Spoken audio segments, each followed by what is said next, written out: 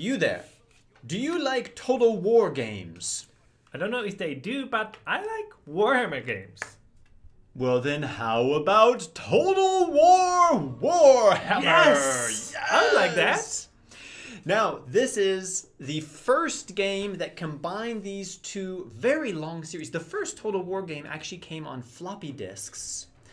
And Warhammer's been around for about 40 years. So if you're new to... I think CD, but okay, the Shogun from 2000, yeah. Who knows? It's so long ago. It could have been floppy disks. Could have been. Yeah, it was on something physical, unlike the games today. Yeah. So if you're not familiar with either of these worlds, let's say, there's a lot to cover, and we're not going to try to cover all of it.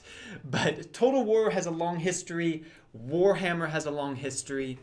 We're going to try to tell you if you should play Total War Warhammer.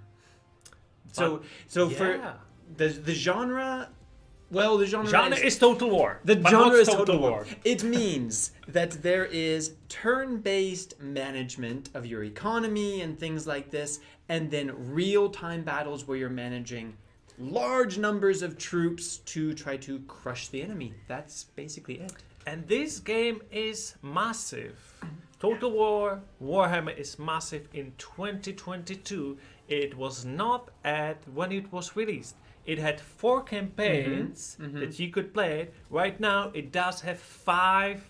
It is the Empire, Dwarves, Greenskin, Vampire Counts, and the new special one is called Wonkarstein, which is another more like vampire one. But now there are 4 DLCs that's totally free. And there are 3 French DLCs, like from the French civilizations, the Bretons, and 1 zombie for some reason. Okay. And if that's still not enough, there are 8 DLCs that are paid, and there are some Twisted Greenskin, Beastman, Wintertooth Army, and Woods Elf.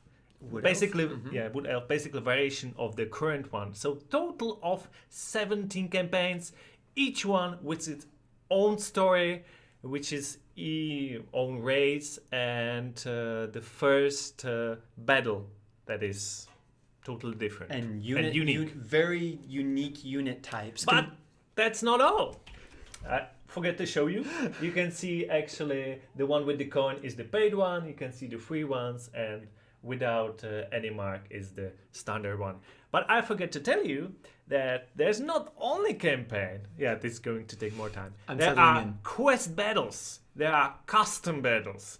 And there is multiplayer. And the multiplayer is both campaign and the battles. So you can play multiplayer in the story campaign. Yes. Or you can just play battles in the multiplayer.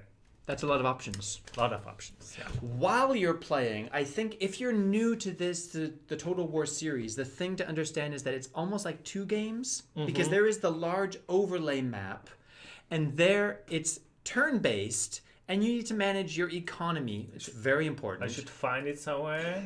Yeah, here it is. Like that. And you're moving your troops around, but very important to manage your economy, to deal with trade, diplomacy, political systems, keeping your people happy, trying to get allies, dealing with research, upgrades. There is a lot to manage, and this could be a game by itself, but what Total War did is then said every time you actually have a battle, it turns into a real-time battle where you are moving your troops around and this is what Total War is all about. These are the epic moments that become even more epic when you have a fantasy environment and you also have not only troops, but dragons and wizards and vampires running around wreaking havoc on the battlefield. And to be clear, the big map is turn-based, but when you enter the battle, it is real-time. And in the real-time battle, you can zoom in really as close so you can see all the details of each unit. And there's a lot of units, Caleb. I don't even know how many units, but let me try to read you some type of units in Total War Warhammer. Okay. Infantry, ranged, flamethrower, hybrid, war beasts, monsters, wizards, flying units, artillery, catapults, war machines, chariots, supply units, and generals with their own skill tree. There's at least 23 basic types of units, but then that's the interesting thing about the fantasy environment, is because in previous Total War games, it's like, okay, an archer is an archer, no matter what the civilization. But here... I think the previous all were realistic. Yeah. But this is the first one that is fantasy. Exactly. And here, like the archer unit, that is like a standard archer unit that used to be the same across all civilizations, is going to have a very unique ability or presentation of it. It's like the infantry for the vampires is zombies. And the zombies actually, the vampire civilization has the power to reanimate dead soldiers from the field to join their soldiers. So each civilization really stands out, and that means the replayability of this game is almost unlimited, because playing it in a different civilization is a completely different experience. You can follow the story in the campaign and play it for each civilization and like finish it in like, I don't know, 100 turns or something. But you can, as Caleb said, you can go into the multiplayer or different modes, or buy DLCs to play more campaigns. And each campaign has its own story. It starts with a great cinematic animation. And the lore behind it is really detailed. Before we forget, make sure, if you're new to Total War, make sure that you start with the standard campaign. Probably start with the Empire, which is the humans, because that's the most straightforward civilization. And you want the main campaign first because it comes with the tutorial. If you try to jump in somewhere else, you might find that you can't even figure out how to move troops. That's what happened to us. So yeah, start with the easiest settings, and then even after a few turns, you could decide to move to a different civilization or campaign. And now to the question: should you play this game? First, you should know that this game, that is still selling for $60 on Steam and Epic, is going to be free from the Epic Game Store, free to keep for 1 week, the first week of April 2022. No, this is not an April Fool's joke. It's real.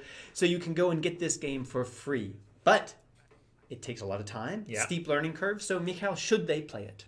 You already started. This game does have a big learning steep curve, and especially if you never played Total War, because there's nothing like a real tutorial. The first campaign is the tutorial itself. It's going to be difficult for you because this game has a lot to offer in both of the modes. I would say a harder manage is the one with the map, because there's so many things like economics. You can't fight everybody we want to. You need, because of the diplomacy, you need to declare war first, and so on. And it might be too complex for some. But because this is the Total War saga, and this is like, I don't know, this is like a 15th, 14th title in the row. For Total War? Or for Total War. Yeah. All the mechanics are in there. So that's why it's maybe too overwhelming. But I don't think there's any denial like how great and deep this game is. If you start it and don't like it, I would suggest you start with a different campaign, because the humans and dwarves, it's more like basic campaign, but I like really the one-page campaign. So it's definitely yes for me. Vampires adding magic and bringing troops back to life. Yeah, it really changes but things. You need so much time on this one. And that's the thing, is that it takes a huge amount of time. It takes time to learn it. But the thing about this game, especially with it being Warhammer, is this is a fantasy battle simulator. Like, if you've seen Lord of the Rings or any of these movies with big epic battles of fantasy creatures, this is your chance to actually be in charge of one side of that battle. And if you don't like all the turn-based economic management, you can just make custom maps and decide, what happens if 100 orcs go up against 1,000 skeletons and there's artillery and a dragon? Well, now you can find out and actually be in charge of it. And the moments that you have of when there's a huge artillery attack, or a dragon shows up, or a wizard just completely destroys half of your army without expecting it, these are epic moments, no pun intended. And because of that, yes, absolutely, you should give this game a try. I forget to mention the battles. When you zoom in, you can even go to slow motion. You can fast forward as well if like the map is too big before you get closer. That's always cool. But you can slow motion and then go like Zoom in on one like orc just going. And by the way, Caleb, because we make live reviews, We do. I'm gonna use that chance. And Toby Lee says Warhammer might be complex, but I don't think it's as complex as Europa Universalis 4 or Hearts of Iron 4. I totally agree. I agree. So it is not as complex, but it is complex, especially if you never played any game like this one. But it is worth it. Let us know what you think down in the comments, and make sure you're subscribed so you don't miss any of the free games. If you stick with us, you will never be bored again. And let's go to war.